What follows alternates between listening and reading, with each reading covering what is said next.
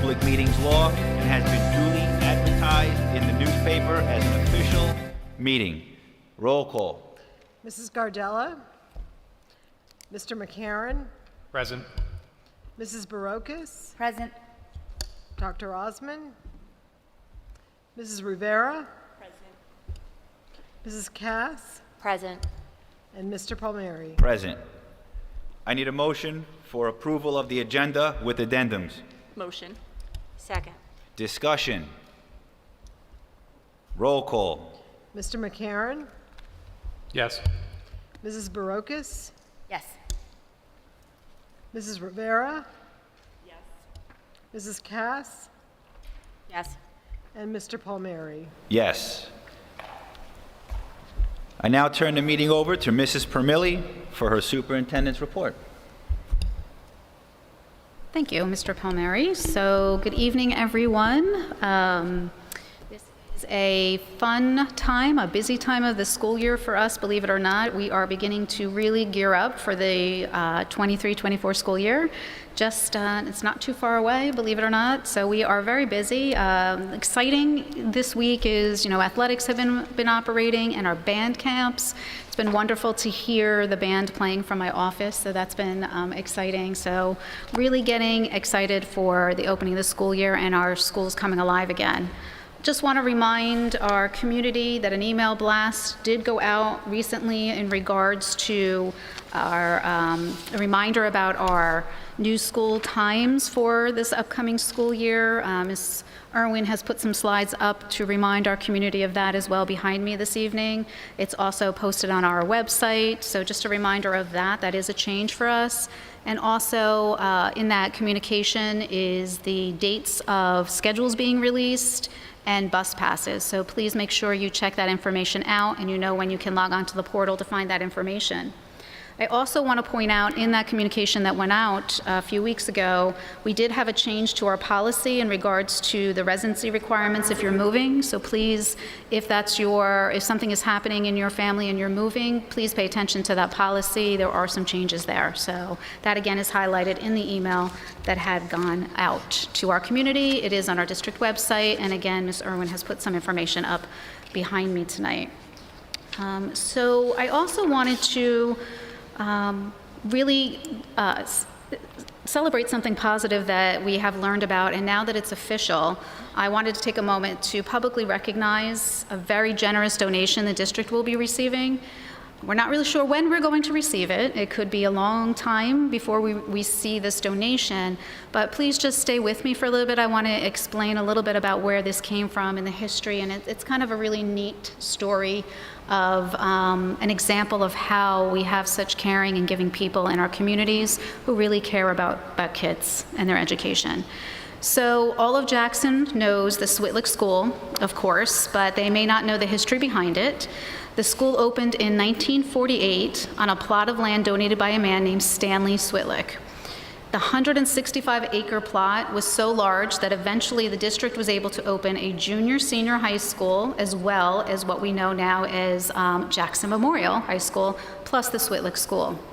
So Mr. Switlick was a Polish and Ukrainian immigrant who bought a small canvas and leather business in Trenton in 1920, and he turned that into the Switlick Parachute Company, which became the largest supplier of parachutes in the nation.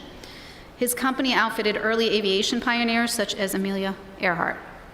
And in 1934, Mr. Switlick and George Putman, who was Amelia Earhart's husband, formed a joint venture to build a 115-foot tall tower at Switlick's Prospertown Farm in Ocean County.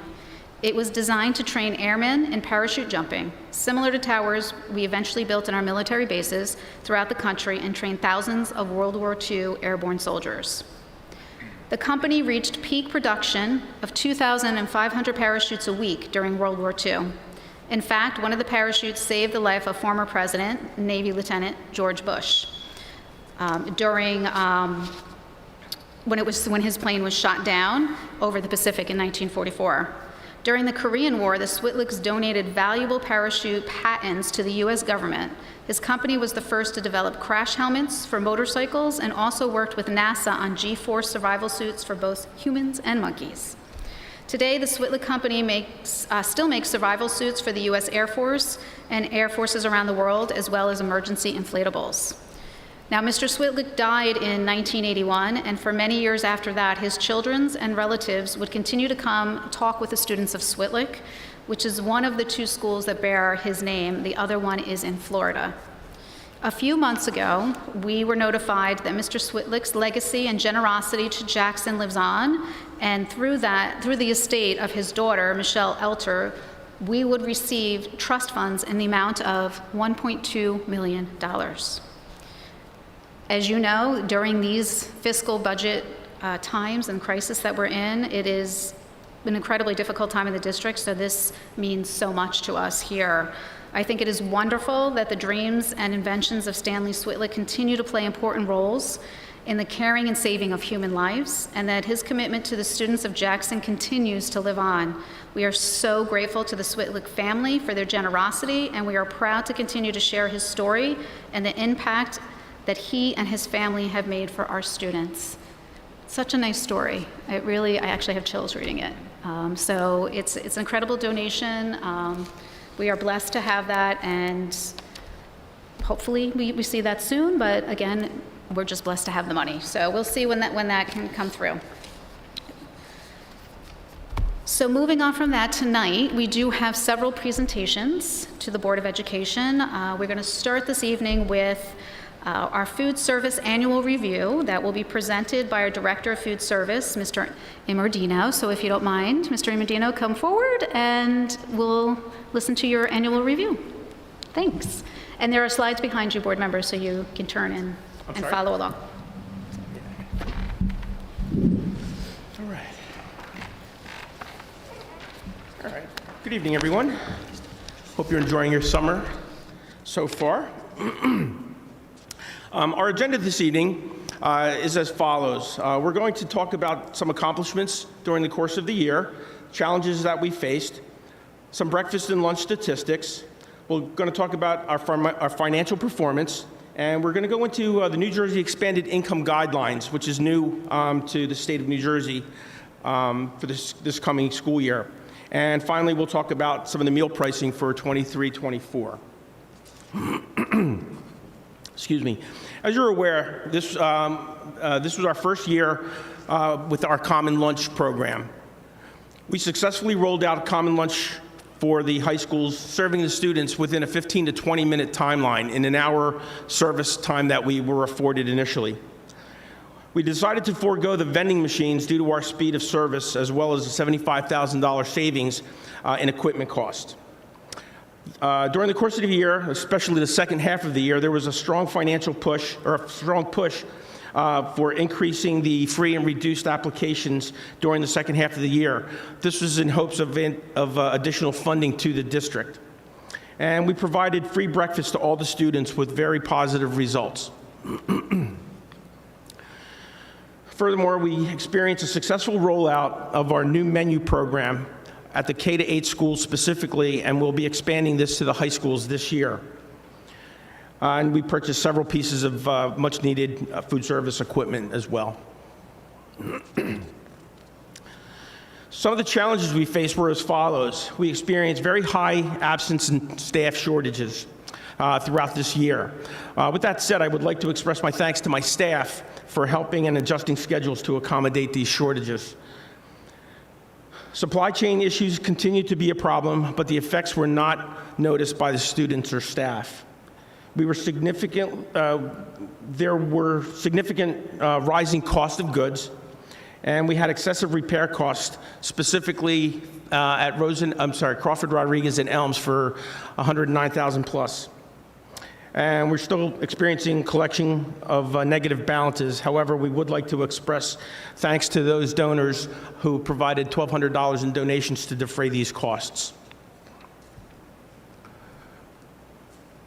This slide just demonstrates the actual meals served at each of the grade levels.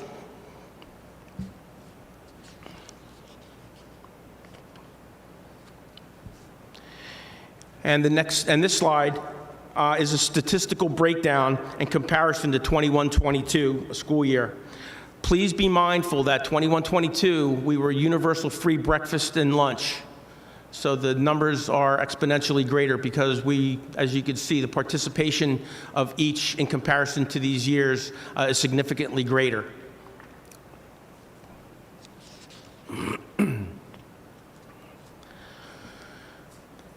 Before we get into the meat of our financials, I would like to provide some insight on how we derive our profits or losses for our program. To begin, under the USDA and New Jersey Department of Agriculture compliance guidelines, there are two main elements we must abide by. The first of which is food service operators are self-supporting and by law are not permitted to be subsidized by the school district's general fund.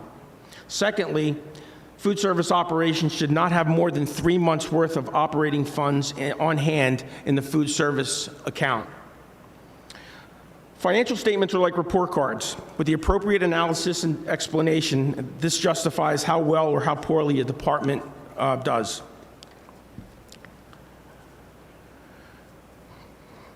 If you would like, please follow along on the financial statements provided to you in your packets. So how we derive our financial statements per month, per year. The top line is the sum, the top line sales is the sum of the following items. So the student meals, student breakfast, the type A lunch, the a la carte sales of items that we sell, snacks, beverages and such, teachers' meals, catering, rebates and commissions that we received, as well as state and federally funded reimbursements. A brief explanation on the state and federal reimbursements, how these funds are derived.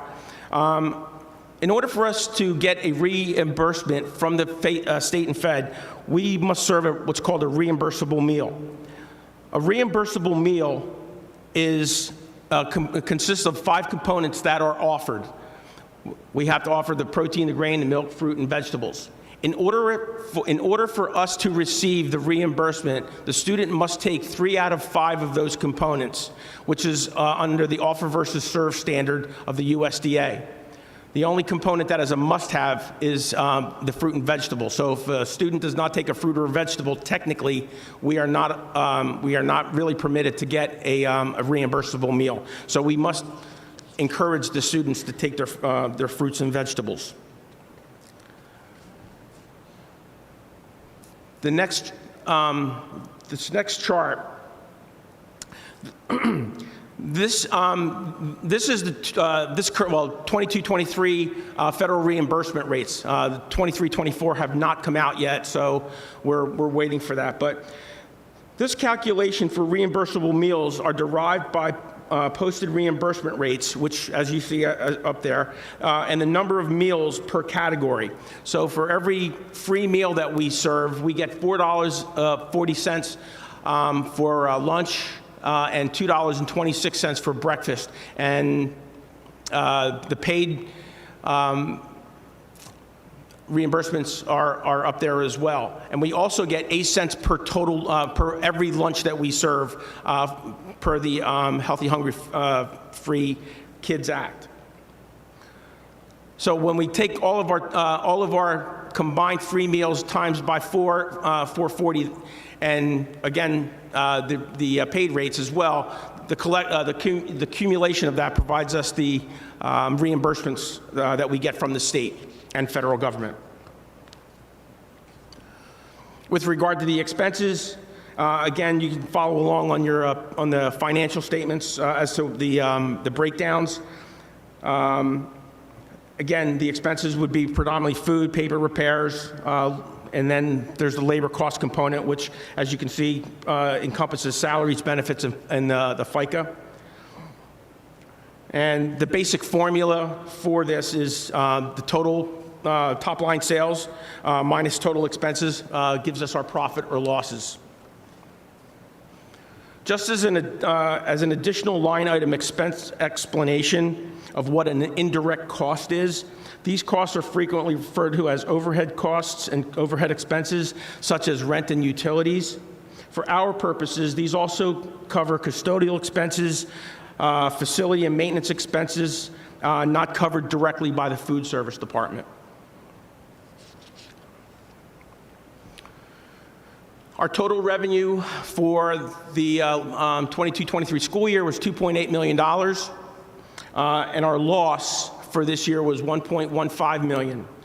Please be mindful, we planned for a loss for this year because we had such a high food service fund balance, and it was decided to pass the savings on to the families of the district to defray high costs of living issues we all experienced and still are experiencing.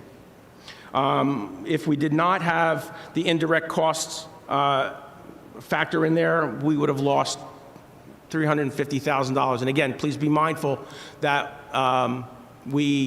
this was a planned loss.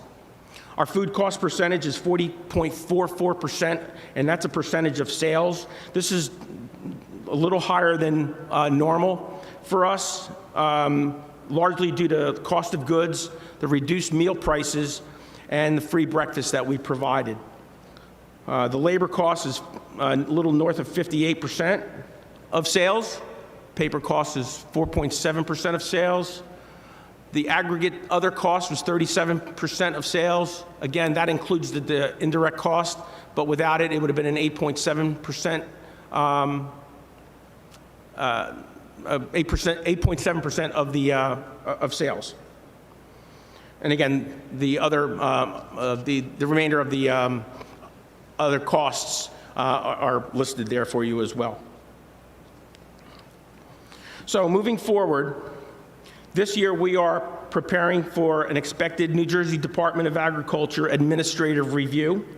We will continue to communicate the importance of free and reduced applications, and we are preparing for the new New Jersey income eligibility requirements that will help more families qualify. I've included in your packet of information the legislation that was signed into law on 7/1. But the major bullet points are that it expands the income eligibility to 200% of the federal poverty level, It'll expand the breakfast programs. It establishes additional restrictions against lunch shaming, and it mandates school districts to promote school meals.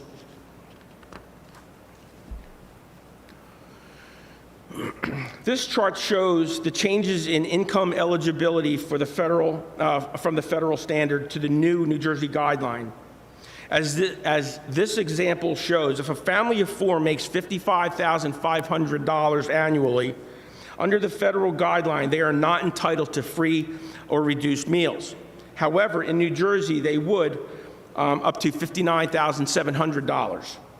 This expansion will help families who just missed the mark. We've had several families who miss it by literally $500, and we can't do anything about it because we have to take that information as it is. We can't coach them into saying, well, listen, wink, wink, nudge, nudge, let's, you can change the number. We can't do that.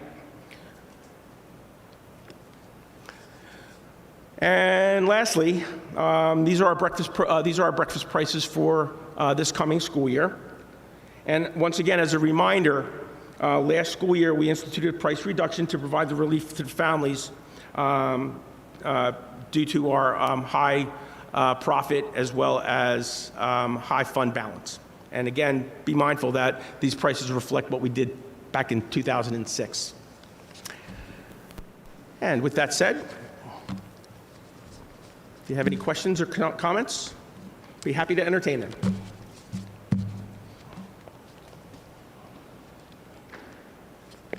All right, thank you very much. Thank you, Mr. Medino. Very comprehensive. Appreciate it. And thank you for all your hard work, you and your staff.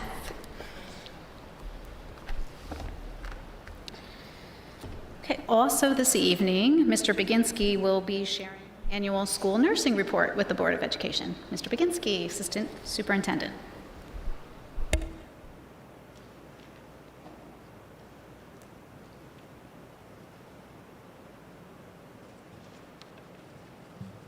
So good evening. This is the annual school nursing services report. Each year, the Department of Education requires all school districts to annually present the school nursing plan. focusing on staffing levels and levels of acuity within the building. As our school nurses have a great responsibility on a day-to-day basis. And so I was just going to summarize some of those responsibilities aside from just caring for the students and staff members on a daily basis.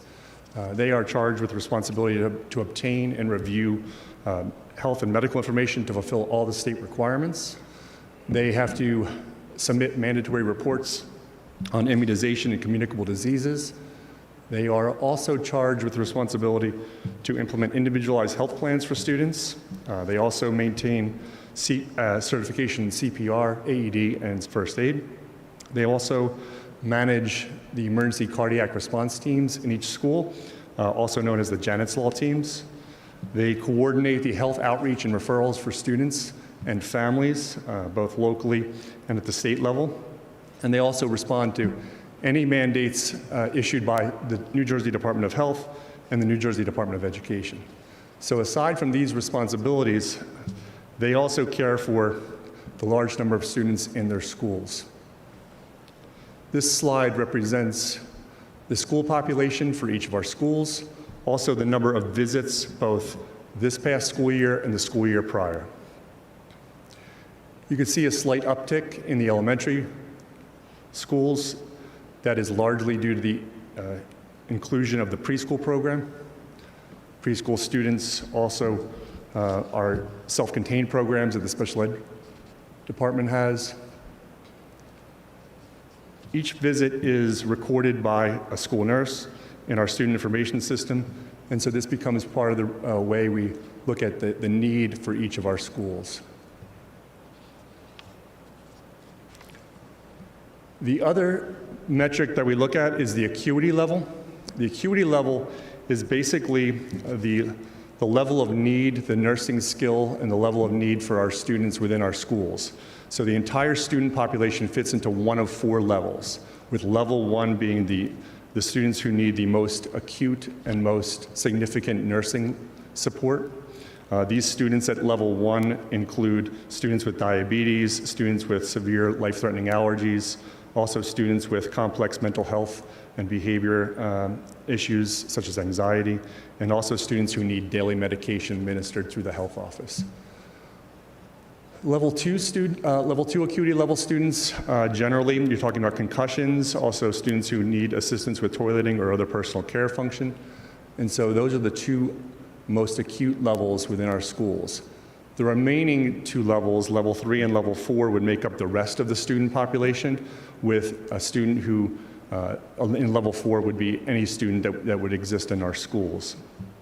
Nursing level 3 would include students who need on-demand medications, also any food restrictions, any students who need homebound or 504 plan coordinating through the nurse office. So when we look at acuity, we look at the acuity levels at each school, in addition to the number of visits in school when we make staffing determinations. So you see on this slide the number of students at each acuity level within the schools. So this is something that we take into consideration when we determine how we're allocating our staff resources for the following school year. So with regard to the staff levels for next school year, we've had quite a bit of turnover going into next school year. In fact, we have 7 new staff members listed on this slide going into this school year, and I will tell you that we also have 6 daily subs in addition to the staff members here. We do have 2 nurses assigned to both high schools and 2 middle, and both Jackson Memorial and Jackson Liberty High School. We also have 2 nurses assigned to the Getz Middle School, and also to the Switlick School, which has a very large population and a high acuity level as well. At each of our remaining elementary schools, we have 1 nurse assigned, and we do hire 3 district substitute nurses, float nurses who we assign 4 days a week throughout the entire school year. One of those district float nurses is assigned as a default location to the McAuliffe School, and the other 2 float nurses satisfy basically the need at the elementary schools and have a default location of the Elm School and the Croft Rodriguez School. So with a big turnover of nurses, there are some points of emphasis for this year. One of the things we're really focused on is making sure that we maintain all of our nurses and retain them. And part of that is retaining our sub-pool. We have increased the rate of pay for the daily substitute school nurse from $175 to $200 per day. And the district sub-nurse has been raised from $225 to $250. Just like every other field, the nursing field is very competitive, and retaining nurses has become a challenge for our school district, as it is for other school districts. In addition to retaining our nurses, we also want to make sure we continue to satisfy all the health-related trainings that the school nurses have to administer and have to be a part of and lead, including EpiPen training, glucagon training, managing our cardiac response teams, and also making sure that we're training staff on the signs and symptoms of hypo and hyperglycemia within our schools. They also will be renewing their CPR first aid training this year at our October in-service. That's for all of our school nurses. And one of the big challenges with the addition of the preschools is completing all the required student health screenings. The preschools came with a whole new set of requirements for health screenings that have to be done during that first year. And so both of our full-time nurses and also our substitute nurses assist with that process. And lastly, our nurses are involved on 504 teams, INRS teams, school climate teams, and occasionally at IEP meetings for the role that they play within the schools to help support the health services of our students. Does anybody have any questions about the NERP? The school climate team? The school climate team is led by the anti-bullying specialist in each of the schools. It includes an administrator or a principal or a designee. It usually includes a couple of teachers. It might include a social worker, other guidance counselors, and it also includes the school nurse. Okay. Okay, thank you. Thank you, Mr. Baginski. Again, very strong, comprehensive overview of our healthcare system that we have here with our nurses in each of our schools. Also tonight, Mr. Vitante, Assistant Superintendent of Curriculum Instruction, is just going to review the spring access test data. This is the testing data for our English language learners that's required every year, so he's going to review that with you this evening as well. Mr. Vitante? There is also a slide, so you can turn around and see the slide. Oh, there we go. Okay. Yes, thank you, Mrs. Permilli. I just want to take an opportunity to review our access testing scores. Access testing is the English language proficiency assessment that's given every year to all of our English language learners in grades kindergarten through 12. Our teachers use the access results to make decisions about students' placement, program development, as well as keep track and make sure that our students are acquiring English language development as well. As you can see on the sheet up on the screen up there, student scores reflect their proficiency level ranging from level 1, which would be students just entering the program, up through bridging or reaching at the end of the scale there. As students progress through the program and reach the bridging or reaching section, they are at that point then exited from the program and are still monitored at that point, but are no longer receiving English language learning services and classes. Just a quick summary of the data that you can see up here. Obviously, you can see our lower grades have a higher number of students, typically because as students age up, they age out of the program and they move to not being in the program any longer. Our numbers in bridging and reaching are very small because once the students reach that level, they exit. You can see our expanding numbers there. Those are students that we'll be targeting to have exit the program pretty early in the school year upcoming in the fall. The other information I just want to share is our dynamic learning maps. The acronym is our DLM assessment for that. That's an assessment that's given to our students that have the most significant cognitive disabilities. For those kids, typical general state assessment, even with accommodations, is really not an appropriate test for them. But what the DLM assessment does is it allows us an opportunity to see what our kids know in the areas of English language arts, mathematics, as well as science. Our district uses those DLM assessment results to help set our academic expectations. We use those results to inform our instruction and our programs, meet our accountability requirements, and also to report student achievement.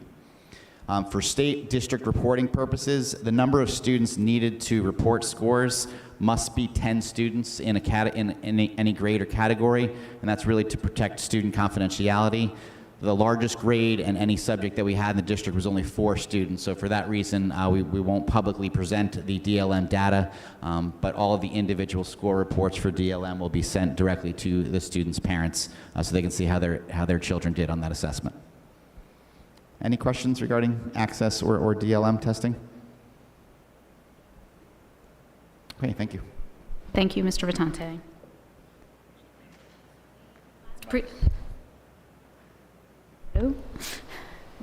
The last presentation this evening.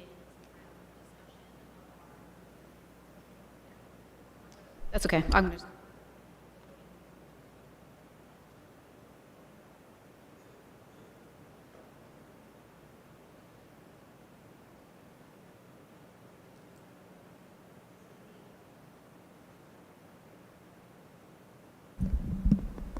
Can you hear me now? So the last presentation for this evening revolves around the annual discussion of the district and the Board of Education goals. So every year, the district working together, the administrators working together, set district goals for the year. That doesn't mean there's not a lot of other initiatives that we are doing, but these are the main focus that everyone is paying attention to and working towards so that we're all moving together in the same direction. So I'll present first the district goals, and then I will share and we will discuss the draft Board of Education goals. So starting with the district goals this evening, in the 22-23 school year, we focused on strengthening our core.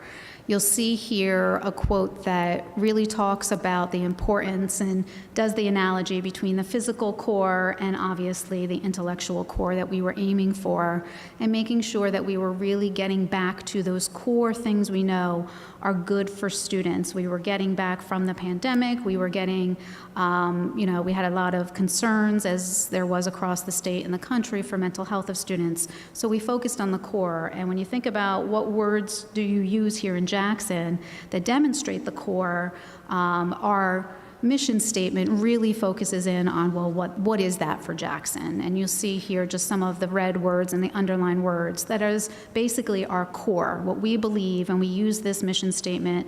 We live this mission statement. It's not just a mission statement that's up on our website.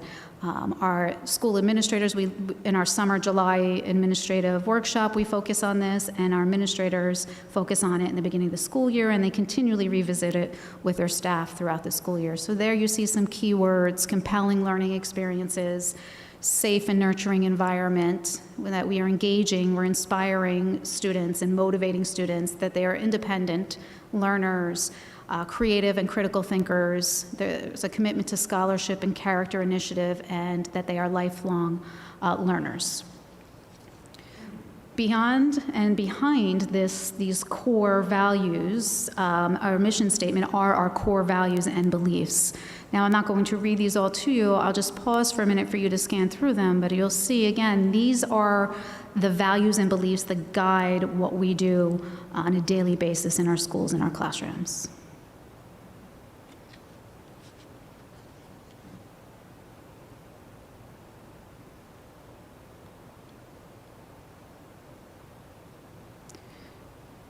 So hopefully what you see there is really a comprehensive values and beliefs that really encompass everything that is important in a student's education. Not just the academics, but also all of the other pieces that we know help students to grow and learn and become lifelong learners, and really bring that mission statement to life. So again, when we look at what we did last year as far as focusing on where we knew our students were and what we needed to do, Maslow's hierarchy of needs has been around forever. I studied it when I was in school. Students still study it in psychology class, but it really holds true to where you need to be for students, or for any person, to be able to grow and learn and to reach higher levels. of life and thinking and creativity and being a human being, you really have to start with the basics of feeling safe and connected. And last year's goals very much worked on those things. You can see there having students feel connected to school, safe and secure, being healthy and returning to school and feeling safe, and connecting to your peers, your education, and your teachers, and building those climate and culture things within the school.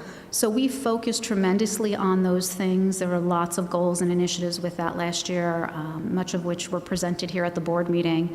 So with that, taking that same concept and knowing that you always need to focus on those things, there will always be students who still need to feel those things, but let's now move to those higher levels. So our focus this year is a little bit higher on the hierarchy here. You'll see, meeting those individual academic needs through higher levels of instruction and rigor, tiered system of support, and really meeting students where they're at and setting goals and allowing students to reflect on those goals to get them to higher levels of academic achievement. There will still be some need. We'll still focus on connecting to school and all of those things, but we're going to continue to do those things and then push forward to the higher levels of Maslow's hierarchy there. So the goals you'll see now that follow focus on, again, keeping our still main focus on the bottom for what is needed there, but now let's push ourselves higher to those higher level areas of Maslow's hierarchy. So with that, one of the goals this year still focuses around health, safety, and connection. We should always be focused on those things. The objectives underneath are what we will focus on this year around that goal. We all know students have to feel, and staff need to feel physically and personally safe and must meet in order for them to feel that they're at their best availability for performance and growth.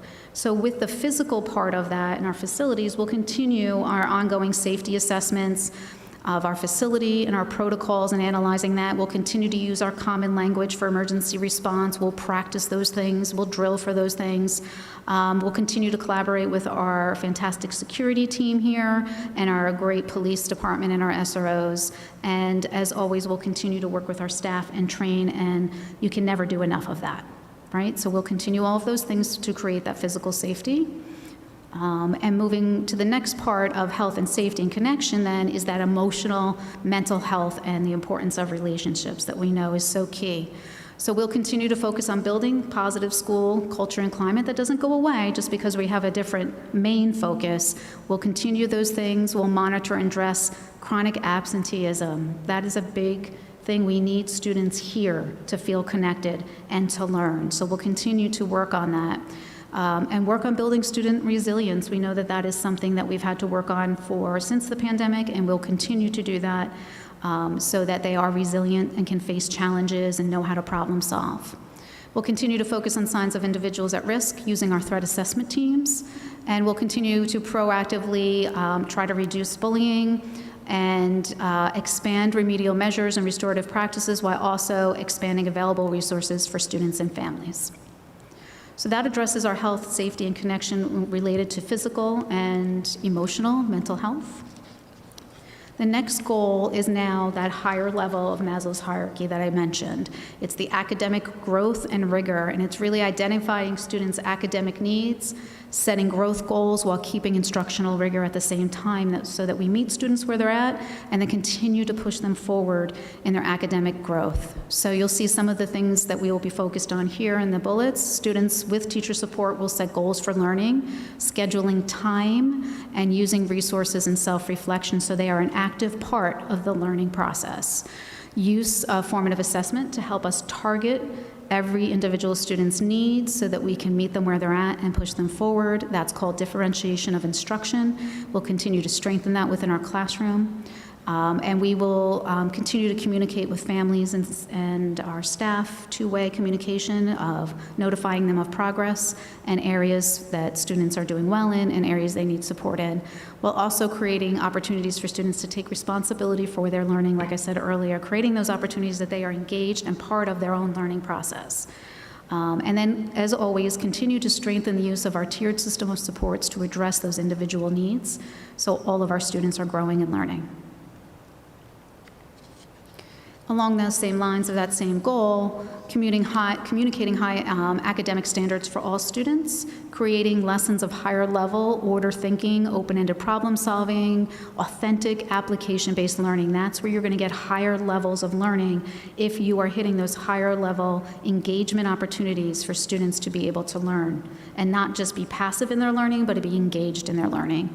Provide necessary scaffolding for students in order to achieve high levels of academic success, and creating opportunities for students to expand their knowledge through enrichment, advanced work, career, and college exploration. We're going to continue to focus on all of those areas for our students this year.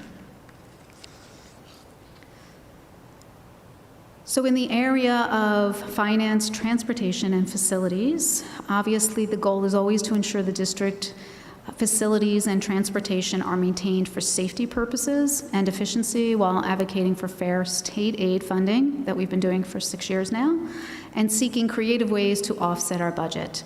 You'll see under finance, these are the areas that we are focused on. We have requested the Department of Education loan. We will, when we have the final results of that and the requirements of that, obviously we will follow that and adhere to it. The plan for the implementation of that. And then remember, we have a special question that we are putting out to our taxpayers and the community, so there will be a lot of work and focusing in on that and the benefits that that could bring to the district. We'll continue to advocate for fair funding, state funding, and we'll continue as we have, and you have seen it time and time again, the multiple grants that we have brought in to help offset our lack of state aid and lack of revenue. In our transportation department, we plan and implement for our new school start times. Mr. Soto and his staff have been working hard to create those routes. Plan for and implement the elimination of the routes down cul-de-sacs of the large buses due to safety issues. And maximize the efficiency of the transportation routing software, and using our transportation software and enrollment trends, begin to investigate and assess if school sending areas need to be adjusted. Those are some lofty goals in finance and transportation. And then you turn to facilities and complete the DEP project at Memorial Transportation Site. That is a large project. And oversee the installation of new elementary playgrounds that are being supported by our township through a grant that they have, and address, obviously, very important, any safety-related facility concerns. So some lofty goals and objectives there.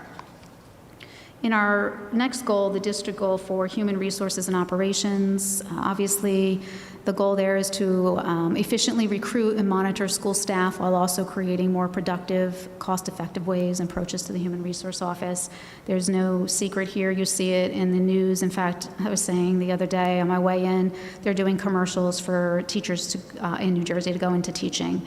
We have a drastic shortage of teachers out there, so we'll continue to expand ways to recruit diverse teaching staff and hard-to-fill positions. Last year, we took back our substitutes. We did not outsource that anymore. That was huge, and it was very successful, but we need to continue to expand in those areas of hiring and training and onboarding all of our in-house substitutes. Review and communicate and monitor a very big change to the new sick leave law, so that will be a big part of what the HR office with Mr. Baginski are doing, and create a centralized new student registration process that we hope will help streamline the process for registration. And the last district goal that we have here is a very important one, the homeschool connection. You know, obviously communication and sharing information with families and community to assist in building relationships, engagement with the district schools is very important.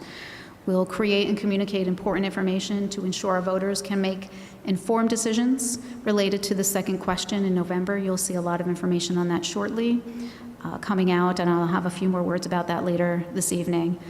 Plan and implement a transition to a new district website platform that's necessary. And then obviously, as you see every year, we work harder and harder to make sure that we are being very clear with frequent communication, keeping our community involved and informed through newsletters, emails, websites, to our staff and to our community, and our principals do the same. And then last year, new, as you all know, was we started the Board of Education showcase of events and things that are happening across the district. So we'll continue to expand upon that. It's really a great opportunity for our community to see what's happening across the district on a monthly basis. So those are the draft district goals. I'm going to pause there for a minute. That's a lot to take in. Any questions from the board before we move on to a discussion around the board goals? Okay. So the discussion for the board goals, again, what I will do is present some draft ideas through, the collection of information in regards to what the board feels that it should focus on this year. And then we'll open it up for discussion with the board. So there are 4 goals for the board. They are broad goals, then followed by specific activities and objectives that support those goals. So the first one is obviously fiscal. The board will advocate, identify, and implement revenue-generating and cost-saving endeavors for the district.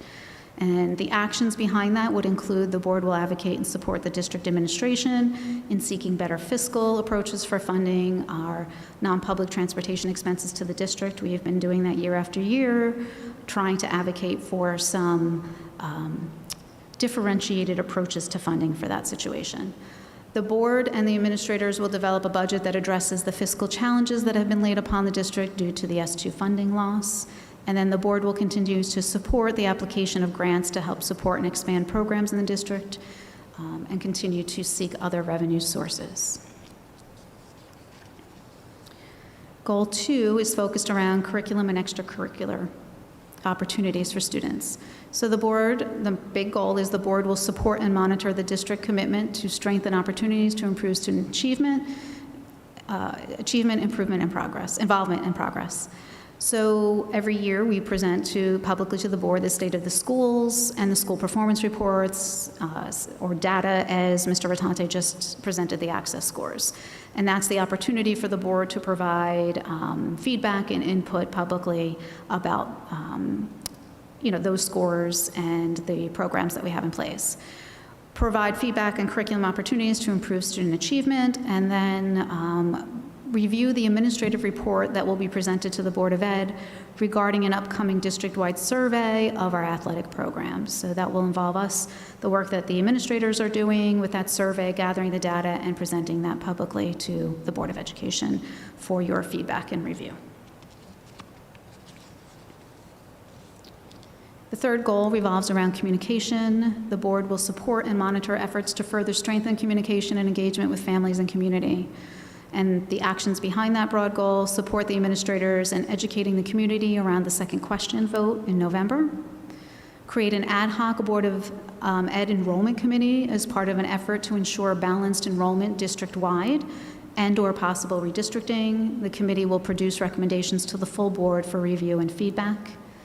Utilize the committee structure that we put into place to provide timely reporting that will distribute to all board members via the committee chair or designee that gets publicly reported out. So we'll continue to strengthen that as we did last year. I thought it was a very good process that we used to inform the whole board and the community. And continue to utilize the district chain of command for communication when responding to community concerns about district operations or student needs. And then the fourth goal revolves around making sure that the board is monitoring the progress of your goals. So there will be a review mid-year and there will be a review at the end of the year so that you have the opportunity to publicly state where we're at and provide feedback on that as well. So with that, are there comments, questions, suggestions for the district? For the Board of Education goals.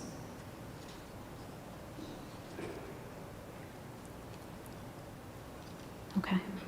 I guess I'll just quickly say I think that these board goals are very clear. The third board goal, I'd like to, just put it out there, 2 things. One, it's important, and Ms. Permilli just said it's allowed, but getting an enrollment committee together, I think that's important for our town to hear that, because there will come a time possibly that we have to look at the redistricting of our district because we have changing dynamics and enrollment. So I think that's important to put out there, and it's a slow go, of course, but it's something that we will do meticulously and communicate to all of our residents as that continues to go on. And also, this special question is incredibly important. This special question is going to support the students. If this special question is passed in November, this will add additional support for every student in our district. So please look at that and really consider that. All that we've lost through S2, this is something that will help all of our 7,700 students. Thank you. Sure. Thank you. Anybody else? Well, Mr. Palmieri, good transition to my next couple of slides regarding the special question.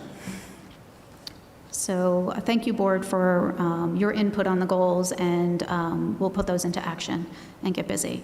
So just providing some information, we will continue to expand upon this, each month as we get closer to this, but just a reminder to our community why the special question is being proposed. You'll see what it is that we're proposing here: 6 guidance counselors to address the increase in mental health needs of our students, student assistant counselors, 2 of them. This is all based on what we see students need in our school district. Increases with experiencing substance abuse. I believe it was last month we heard from Mr. Maluski about the increases in substance abuse that have been reported in the school district. This would provide us some more proactive opportunities for student assistant counselors to work with those students. 8 intervention teachers across the district, again, to help close those achievement gaps and really help students move forward in their learning. 10 elementary teachers and 12 secondary teachers to address class size. We want to get those class sizes down. We all know, the research shows that the best opportunity to help students move forward is through a smaller class size on a daily basis in their classrooms. The 1 non-public student coordinator and 1 non-public secretary would help to alleviate some of the needs that we have in managing those funds within the school district, so that the non-public folks can get their information and their processes in place faster and easier by having additional staff to help with those processes that are required to be put into place. 4 child study team members, so that we can have a smaller case manager ratio for our special education students. Again, the more that we have smaller numbers, the more individual attention can be given. And then, as we all know, we have increased needs here in Jackson. You see them across the state as well. 4 additional English language learner teachers will help us meet some of those needs in our schools. So they're all student-based needs that we see, and these things could help better move our students forward in their educational programs. You see here the question is up for vote November 7th. At the polls, you see here the tax impact that it would have on the average home here that's assessed in Jackson. $96 a year, basically, on the average home, $8 a month, 26 cents a day. When you look at that versus what it will bring for the benefit of our students, that to me is something that is worthy of putting forth. However, obviously we want to make sure we keep our community informed of what it means cost-wise for them. And then finally here you see just a draft of an overview of some of the things that we're going to begin rolling out in regards to this. We want to make sure, again, that we educate people so that they can make an informed decision when they go to the polls. So we're going to continue to do that. We will be presenting the needs repeatedly like I just did and why we're asking for those things. We'll have lots of in-person engagement opportunities. We are forming a committee to help educate and do outreach to the entire community in Jackson. We are going to be visible with information at back-to-school nights. We'll have opportunities for in-person events and speakings to provide information. We'll use our platform, electronic platforms, to put information out. We'll also do a public forum for parents and community members to come and be able to ask specific questions, and we'll provide a Q&A as well, so that there's multiple opportunities for the entire community to ask questions and learn more about what we're seeking and why. So again, more to come. Just wanted to make sure that we put that out there today and for the board to see some of the plan that is in place. More to come on that. And with that, I thank you all for your attention, and I conclude my superintendent's report. Thank you, Mrs. Permilli. Informative as always. At this time, we will turn it over to some of our standing committees. Any standing committee that met from our previous board meeting till now will report. At this time, it is only one standing committee that currently will report this evening, and that is Buildings and Grounds. The chairperson is Ms. Rivera. Yes, the next tentative subcommittee meeting, it will be August 23rd at 3 p.m. The completed projects, we've already had Switlick trailers, 4 new HVAC mini split systems was installed. The new electrical systems was installed for the new HVAC mini split system. District-wide, we installed new electrical outlets for the new kitchen equipment. McAuliffe, new outlets installed for the new bottle filling stations. Elms, the gym RTUs, compressors have been replaced. All 10 schools district plumbing projects have been completed, and the preschool playgrounds all are completed except Rosenauer, which is still in progress. Thank you, Ms. Rivera. At this time, we will report on any ad hoc committees that have met since the previous meeting, and at this time, there is only one state and county school board representative, which once again is chaired by Ms. Rivera. We like to keep Ms. Rivera very busy, so Ms. Rivera, please report. The next meeting is September 27th at 6 p.m. at the Clarion Hotel in Toms River. Thank you. I need a motion for approval of policy first reading. Motion. Second. Discussion? Roll call? Mr. McCarron? Yes. Mrs. Barocas? Yes. Mrs. Rivera? Yes. Mrs. Cass? Yes. And Mr. Palmieri? Yes.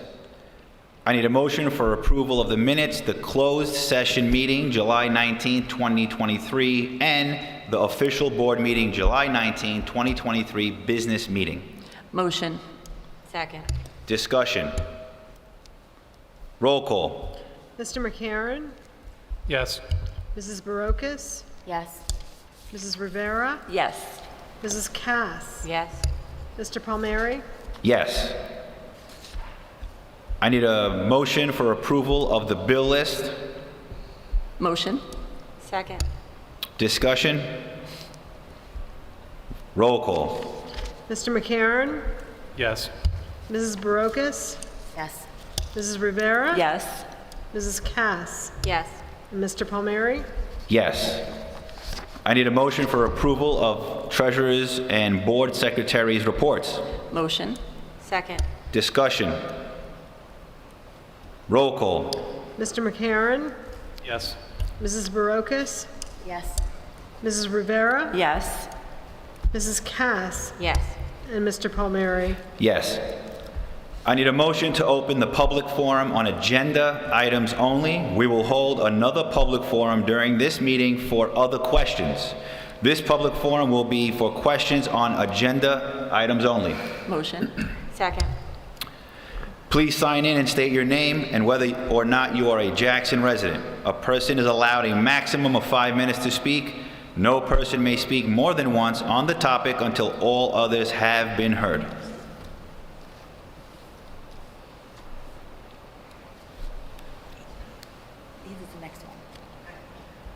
Is it on agenda items?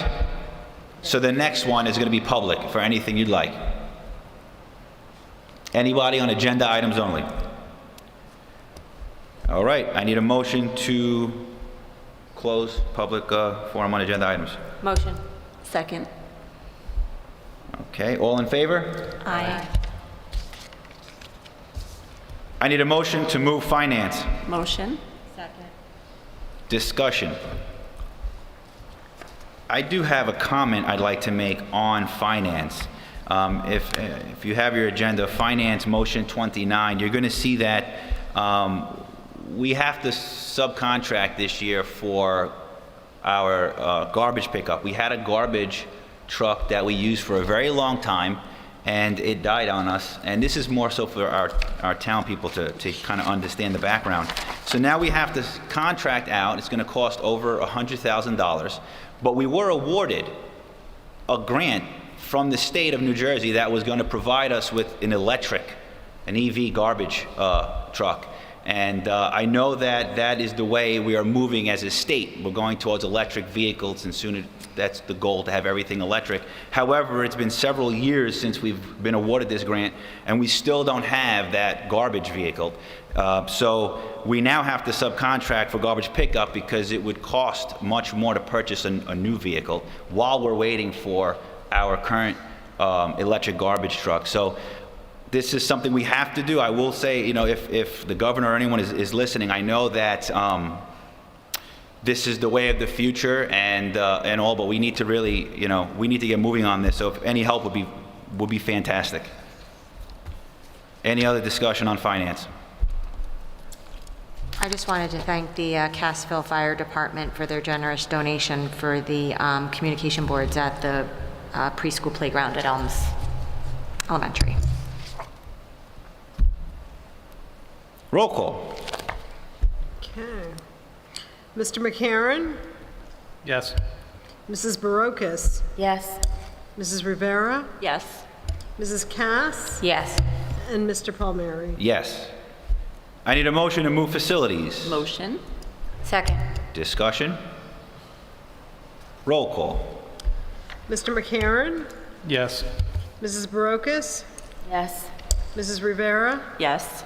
Mrs. Cass? Yes. Mr. Palmieri? Yes. I need a motion to move programs. Motion. Second. Discussion. Roll call. Mr. McCarron? Yes. Mrs. Barocas? Yes. Mrs. Rivera? Yes. Mrs. Cass? Yes. And Mr. Palmieri? Yes. I need a motion to move students. Motion. Second. Discussion. Roll call.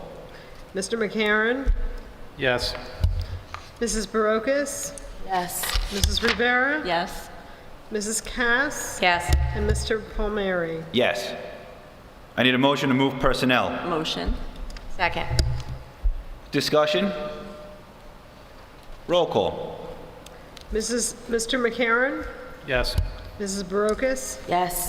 Mrs. Rivera? Yes. Mrs. Cass? Yes. And Mr. Palmieri? Yes.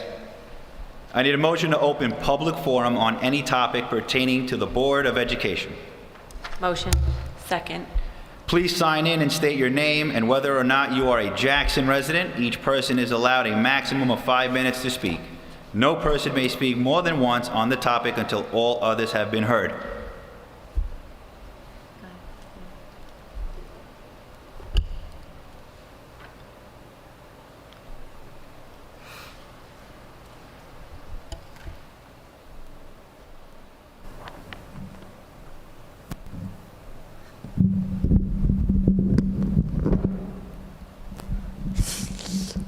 Okay, all right. Thank you very much.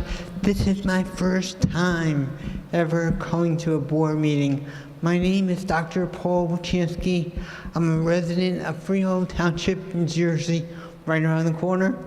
And, all right, the reason why I'm here today is on behalf of 5 Jackson Township seniors. I had them in my audience 2 weeks ago at Trooper Youth Week at the New Jersey State Police Academy.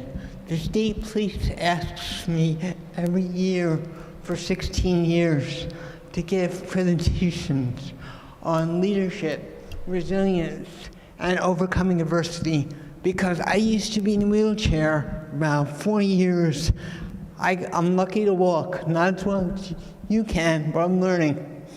And I share stories with the students. And these stories touch on disability awareness, resilience, leadership, emotional connections with students, and growth and diversity, and character education. And all these topics are combined into my program. I can even host programs on substance abuse prevention. Now, I haven't abused substances. I don't even drink alcohol. I walk like I'm drunk anyway. All right, and maybe if I drink, I'll walk straight. That's a joke. All right, but the thing is that I share stories with the students because nobody wants to be talked down to.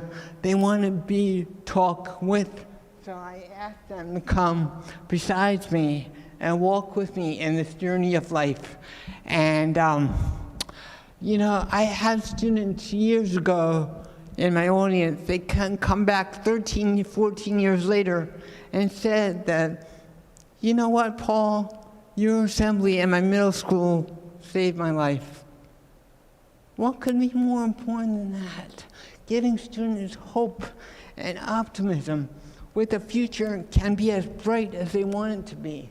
And I was looking at that hierarchy, and I'm solidly within the love one and the self-esteem, because so many students lose hope. And I don't want to give them, I want to give them a self-identity, to be proud of themselves, and be proud of their peers, and be proud of their uniqueness. Because when we're unique, that's what we should celebrate, not ridicule. And I talk about anti-bullying so much. I was put in a garbage can at Freehold Township High School in the cafeteria and paraded around the cafeteria while I was in the garbage can. When I was angry, but I couldn't fight back because Jack did that. Plays football. I brushed myself off. I went to the principal's office and told him what went on in the cafeteria, but I added, please don't get the Jack in trouble. Do not punish him. So he reached out to me 20 years later, did not add me as a friend on Facebook, but sent me a message asking for my apology. Well, actually, he apologized, and he asked for my forgiveness. That's the right word. He asked for my forgiveness, and he said, if you forgive me, please add me as a friend.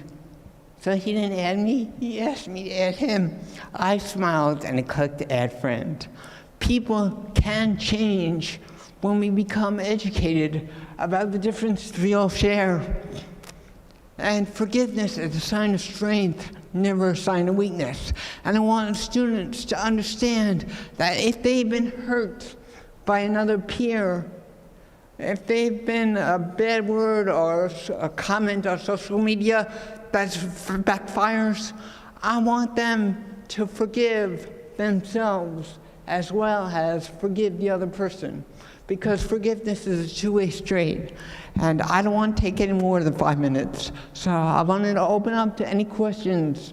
I've spoken to about, I would say, 1 million students in the last 42 years, since I was 10 years old. I wasn't very good at these programs, but I've learned to not be in the audience, but to be on stage. So that is my perspective, looking out. So it was unusual to be in the audience this time. But for as long as I'm willing, as long as I have the strength to do these programs, I don't think I'll ever stop. And this is something I like to speak. I like to bring to Jackson School. I recognize Switlick. I spoke there about 7 to 8 years ago. The students now are juniors and seniors in high school, and I'm still in touch with their parents. But I wrote an email to Kevin, Mr. Kevin Eugenio. I can't even say that his last name. My apologies. He's probably messed at me because I've been emailing him every year for the last 7 years. No response. And persistence is my middle name. All right? I don't think no for an answer. All right? And it turns out that this time I copied all the assistant principals and the student advisor because I received a request from the student council president, a senior this year, and he gave me a standing ovation as well as his peers 2 weeks ago at the State Police Academy. And I like to stand for them, not for me. I wish they would just sit down, all right? But I shine the spotlight on my students. And it just show them all that they can become a hero. We don't need red tights and tape to be one. It's making a difference, one person at a time. Okay, that's more than 5 minutes. Okay, any questions?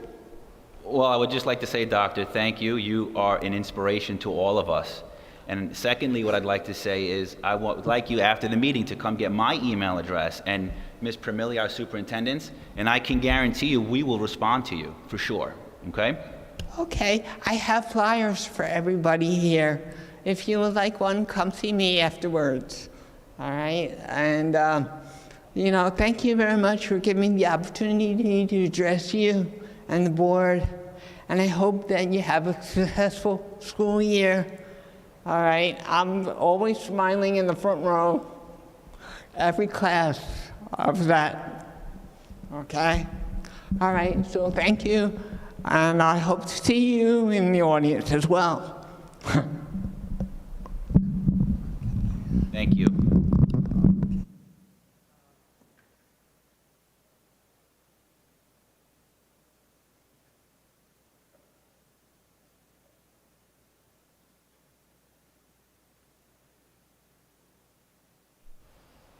All right, it's going to be hard to top that one, but are there any other questions or comments that'd like to come up and speak at this public forum? Seeing no one come forward, I need a motion to close public forum. Motion. All in favor? Aye. At this time, we're going to have board comments. I'm going to start all the way to my left with Mr. McCarron. Just wanted to thank everybody for coming out. Thank you for approaching us, and see everybody at the next meeting. Thank you. I just wanted to thank you again for approaching us, and I'm looking forward to the next couple of weeks, and I know I think my kids are actually looking forward to starting school again, so thank you for joining us tonight, and everyone at home. Have a good night. I want to thank you all for coming and joining us live stream, the presentations and input. Congratulations, Ms. Richardson, on your retirement. All the best. Thank you, Mr. Switlick and the family for the $1.2 million donation for the district. And everyone have a wonderful and safe evening. Yes, I'd like to thank you for your presentation as well. It was lovely. Thank you. I'd like to thank everybody at home and here that came out. Again, I'd like to thank the Switlick family as well. I think that's very generous, and it's an amazing story, so it's a great legacy to Jackson. And I think everybody in my household, too, is looking forward to getting back to school. Well, maybe the parents more than But anyway, I just want everybody to have a great school year, and we're all looking forward to starting very soon. Thank you. Good night. I would just like to extend a big thank you to the Switlick family and foundation for their donation and displaying their continued dedication to Jackson and our students. So thank you very much. Thank you all for coming out, and have a wonderful evening. I need a motion to adjourn. Motion. By acclamation. Aye. Aye.